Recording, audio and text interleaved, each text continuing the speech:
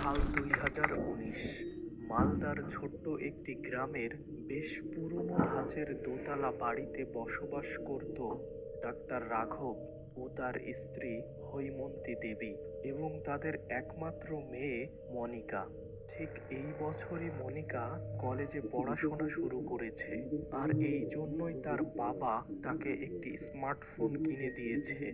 মনিকাও খুব খুশি হয়েছিল এই নতুন ফোন পেয়ে, কিন্তু ফোন কেনার কিছুদিন পরেই সে খুবই জনপ্রিয় মোবাইল গেম ফ্রি ফায়ার খেলায় আসক্ত হয়ে পড়ে। আর তার এই ফ্রি ফায়ার গেম খেলার আসক্তির পিছনে ছিল তার কলেজের নতুন বান্ধবী নন্দিতা। এই মেয়েটাই মনিকাকে গেম খেলা শিখিয়েছিল। সে সব সময় তার ভার্চুয়াল শত্রুদের সাথে লড়াই করতে এতটাই ব্যস্ত থাকত যে সে তার আশেপাশের মানুষের সাথে কোনো প্রকার যোগাযোগই করত না। ইদানিং মনিকা ও নন্দিতা দুইজন কলেজে ঠিকমতো ক্লাস করত না। সুযোগ পেলেই তারা ক্লাস থেকে পালিয়ে কলেজের পাশের একটি নির্জন বধ্যভূমিতে যেয়ে ফ্রি ফায়ার গেম খেলতো। কারণ এই বধ্যভূমিতে সচরাচর কোনো মানুষ আসে না। কোনো এক যুদ্ধের সময় বেশ কিছু মানুষের মৃতদেহ একসাথে এখানে কবর দেওয়া হয়েছিল। আর এছাড়াও এখানে দুই একটি কবর এখনো লক্ষ্য করা যায়। আর আশপাশ অনেক দিনের ঝোপ জঙ্গলে পরিপূর্ণ। তো ওই দিনও মনিকা ও নন্দিতা কলেজের ক্লাস ফাঁকি দিয়ে এই বধ্যভূমির একটু উঁচু ঢিবি মতো জায়গায় বসে গেম খেলছিল। হঠাৎ আকাশ ঘন কালো মেঘে ছেয়ে গেল, কিন্তু মনিকা ও নন্দিতার সেই দিকে কোনো খেয়াল নেই। তারা এক মনে গেম খেলে চলেছে। যখন খুব জোরের সাথে বৃষ্টি শুরু হলো, ঠিক তখনই যেন তাদের হুঁশ ফিরল এবং তারা দৌড় শুরু করলো কলেজের দিকে। ওই রাতে খুব ঝড় বৃষ্টি হয়েছিল এবং অনেক গাছপালা ভেঙে পড়েছিল বৈদ্যুতিক তারের উপর, যার ফলে পরের দিন ওই এলাকায় কোনো প্রকার বিদ্যুৎ ছিল না। সকালে ঘুম থেকে উঠেই মনিকা দেখলো তার ফোন চার্জের অভাবে বন্ধ হয়ে আছে, আর এইদিকে বিদ্যুৎও নেই। তার মেজাজটা যেন তখনই বিগড়ে গেল, আর ওই দিন সে কলেজেও গেল না। দুপুরের খাওয়া দাওয়া শেষ করে মনিকা ঘুমিয়ে গিয়েছিল, আর ঘুম ভাঙল ঠিক সন্ধ্যা 7টায়।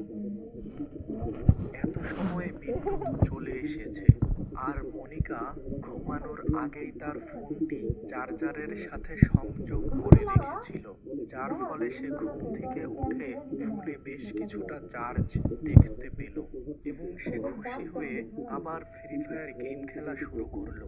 প্রায় আধা ঘন্টা গেম খেলার পরও তার সাথে অনলাইনে খেলায় যোগ দিল না তার বান্ধবী নন্দিতা। এবার সে বেশ অবাক হলো, এত সময়ে নন্দিতা কেন গেম খেলতে আসছে না দেখে। হঠাৎ তার গতকালের কথা মনে হলো।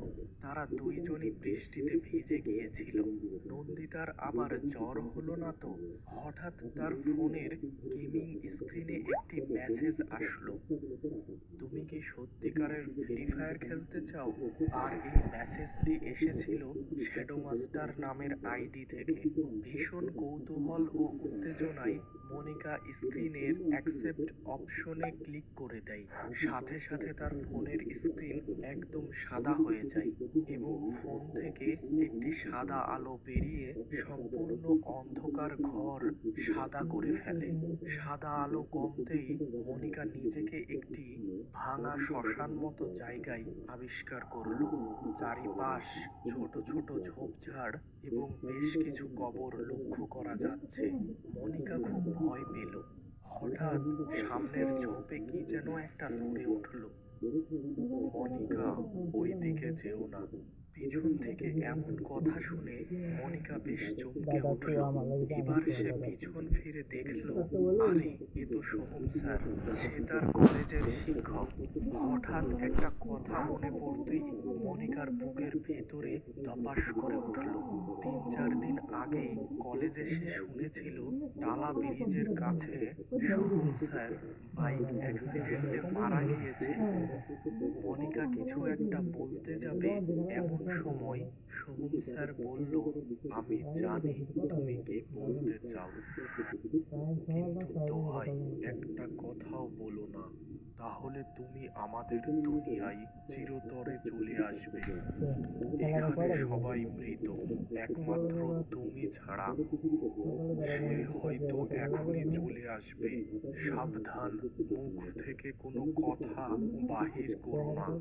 এই কথা বলেই সোহম স্যার বাতাসে মিলিয়ে গেল। মনিকা খুব চিন্তায় পড়ে গেল, তার সাথে এসব কি হচ্ছে। হঠাৎ পিছন থেকে আবার সেই ঝোপ নড়ার শব্দ। দ্রুত সে পিছনে তাকালো। আরে, এ তো নন্দিতা। ও এখানে কিভাবে এলো? আর এই রকম ধূসর চাদর মুড়ি দিয়ে আছে কেন? হঠাৎ একটা দমকা হাওয়ায় নন্দিতার গায়ের চাদর উড়ে গেল এবং মনিকা যে দৃশ্য দেখতে পেল তাতে তার শরীরের সমস্ত রক্ত যেন ঠান্ডা হয়ে জমে যেতে লাগলো। নন্দিতার 2 হাত নেই, আর মুখের অর্ধেকটা যেন কোনো প্রাণী খুবলে খেয়েছে।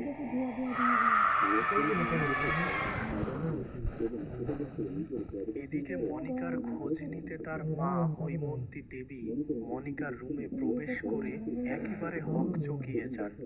মনিকার চোখে কোনো মনি নেই এবং সে বিছানার মাঝখানে বসে এক মনে বিড়বিড় করে কি যেন বলে চলেছে। মনিকার এই অবস্থা দেখে হৈমন্তী দেবী দ্রুত তাদের সংরক্ষিত গঙ্গা জল ছিটিয়ে দিলেন মনিকার শরীরে। সাথে সাথে মনিকা বিছানায় অজ্ঞান হয়ে ঢলে পড়ল। এই ঘটনার পর হৈমন্তী দেবী তার পিতার কথা মতো তার মেয়েকে একজন শ্মশানচারী কাপালিকের কাছে নিয়ে যায়। তিনি তখন মনিকার কাছ থেকে সমস্ত কিছু শুনে বললেন, হায় হায়, তোরা ওই মেয়েটার কোনো খোঁজ খবর নিস নাই কেন? এখনই কিছু লোক পাঠা ওই বদ্ধভূমিতে, এখনো ওই শয়তানের ক্ষুধা মেটেনি। কিছু লোক যে ওই বধ্যভূমিতে যা দেখল তাতে তাদের বুকের হৃদস্পন্দন বেড়ে গেল। নন্দিতার শেয়াল বা অন্য কোনো জানোয়ারে অর্ধ খাওয়া দেহ ঝোপের মধ্যে পড়ে আছে। কাপালিক এত সময় কোনো কথা বলেনি। নন্দিতার খবর শুনে সে বলল, এমনটাই আমি ধারণা করেছিলাম।